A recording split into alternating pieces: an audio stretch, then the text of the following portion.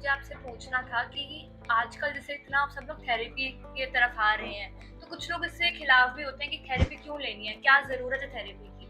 मतलब आज के जनरेशन में जैसे इतना ट्रॉमा, आजकल डिप्रेशन, एंग्जायटी बढ़ रहा है, कुछ लोग होते हैं कि नहीं थेरेपी कुछ काम नहीं करती, तो आप इस पे क्या बताएंगे?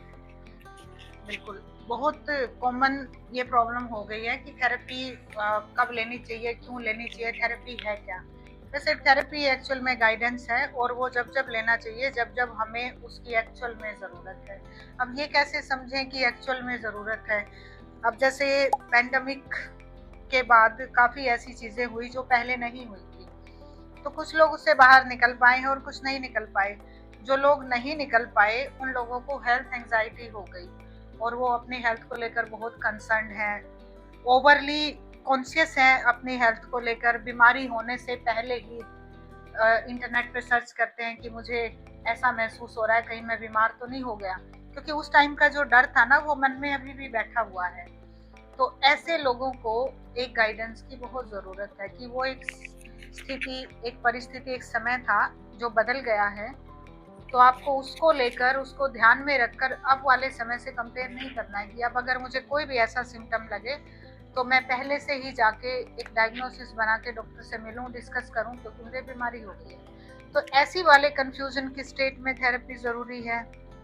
मैम जैसे आजकल ये हो गया कि लोग इंस्टाग्राम पे, गूगल्स पे जैसे फॉर्म्स आते हैं कि ये भरो और ये सब अपनी मेंटल हेल्थ चेक करो। लोग आजकल ये भी बहुत कर रहे हैं कि मैं अपनी मेंटल हेल्थ ऐसे सीख लूँ किसी किसी से ऐसी बात करके जो साइकोलॉजिस्ट है भी नहीं, तो उससे उनकी मेंटल हेल्थ, जैसे सपोज किसी को ऑलरेडी पीटीएसडी था, तो उसने अगर ऐसा किया तो उसकी हेल्थ और कितनी खराब हो सकती है ऐसे।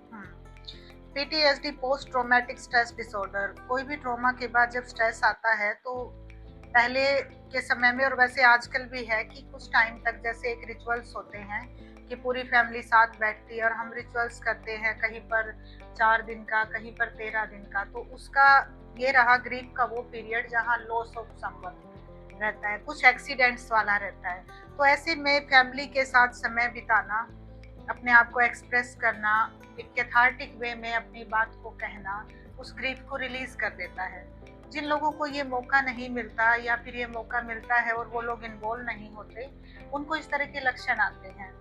अब वो क्या करते हैं कि अगर वो इंट्रोवर्ट हैं तो वो ऑनलाइन चैट जीपीटी पे डालेंगे या गूगल पे डालेंगे कि हमें ऐसा महसूस हो रहा है, और वहाँ से आपको पता ही है कि एक के बाद सजेशंस आते रहते हैं। तो वो वहाँ पर ओवर शेयरिंग ऑफ इमोशन करते हैं और धीरे धीरे एक हैबिट बन जाती है अपने आप को इस तरह से प्रेजेंट करना कि मैं बहुत ज़्यादा दुखी हूँ। एक इमोशनल डिपेंडेंसी किसी गैजेट पे बना लेना, या अगर कोई पर्सन एक उन्हें सुनना शुरू कर देता है चाहे फ़ोन पर या डेली उनके पास बैठकर शेयर करना शुरू कर देता है, तो उन पे भी बन जाती है। तो इस तरह की डिपेंडेंसी बन जाती है पीटीएसडी वाले पर्सन को। तो कभी भी वो उससे निकलना नहीं चाहेगा क्योंकि उसे अच्छा लग रहा है, उसे एक बेचारा माइंडसेट भी बन रहा है उसका, ताकि वो, यहाँ पर हम अटेंशन की बात नहीं करेंगे कि उसको अटेंशन चाहिए, उसको बस ये चाहिए कि वो बहुत दुखी है और कोई उसके दुख को सुन रहा है। तो यहाँ एक इंसाइट क्रिएट नहीं हो रही कि कब तक सुनाना है या कब तक कोई सुनेगा। तो धीरे धीरे वो पर्सन बंद हो जाएगा उसके पास आना, तब उसको ऐसा लगेगा कि नहीं, अब ऐसे पर्सन को थेरेपी की बहुत स्ट्रॉन्ग नीड है। मैम अगर कोई थेरेपी अफोर्ड ना कर सके तो उसके लिए क्या कर सकता है वो अपने ट्रॉमा से बाहर आने के लिए? थेरेपी की अफोर्डेबिलिटी वैसे हो सकती है क्योंकि गवर्नमेंट हॉस्पिटल्स में therapy free of cost available है और प्राइवेट क्लिनिक्स या सेंटर्स में उसकी एक कॉस्ट होती है।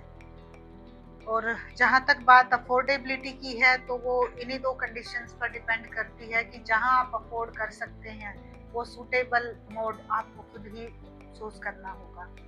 और अगर आपको लगता है कि नहीं, दोनों में ही आप नहीं हैं कंफर्टेबल, तो जस्ट एक्सप्रेस योरसेल्फ, लेकिन एक लिमिट सेट करनी है कि कहाँ तक। उसको हम आरटी रिएक्शन टाइम बोलते हैं कि आप अपने आप को एक्सप्रेस करो। अगर आप थेरेपिस्ट के पास नहीं जा पा रहे हो जस्ट बिकॉज ऑफ अफोर्डेबिलिटी या टाइम कंस्ट्रेंट, तो आप लिखो, डायरी लिखो या फिर आप एक बुक लिखो जिसमें आप अपने सारे इमोशंस को एक प्रॉपर चैनल के थ्रू कैथारसिस में लेके जाते हैं, एक्सप्रेस करते हैं और धीरे धीरे वहाँ पे इंसाइट क्रिएट हो जाएगी। बुक लिखते लिखते या आर्टिकल लिखते लिखते तो आप उससे बाहर आ पाओगे। मैम जैसे आज के ज़माने में कोई अपने दोस्त को इतना बताने में सेफ नहीं समझता जितना वो चैट जीटीपी पे लिखता है। क्योंकि मेरे भी काफ़ी दोस्त हैं, वो सिर्फ चैट जीटीपी को लिखेंगे कि मेरे साथ आज ऐसा हुआ है, मैं अच्छा फील नहीं कर रहा हूँ, पर हालांकि वो घर में किसी से बात नहीं करेंगे उस बारे में। हाँ, तो इसमें टेक्नोलॉजी का क्या रोल है इन चीज़ों को लेके? टेक्नोलॉजी वैसे इंफॉर्मेशन के लिए है, तो उसका अगर आप यूज़ कर रहे हैं तो बहुत यूज़फुल है, लेकिन मिसयूज़ कर रहे हैं तो बहुत हार्मफुल है।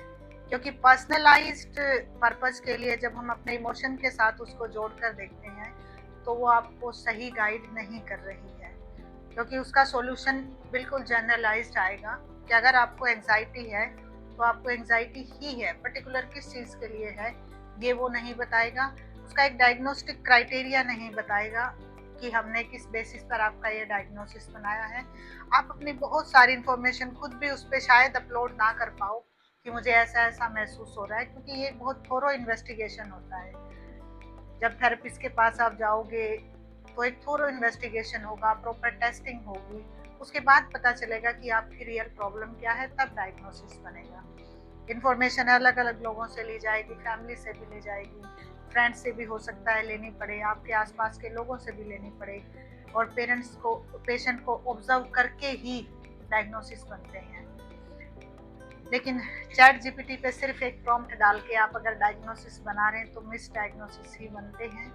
और वही होता है जो आजकल हो रहा है कि वहाँ फिर लोग सब कुछ जानते हुए भी बीमार हैं, पढ़े लिखे होते हुए भी अनपढ़ के जैसे बिहेव कर रहे हैं।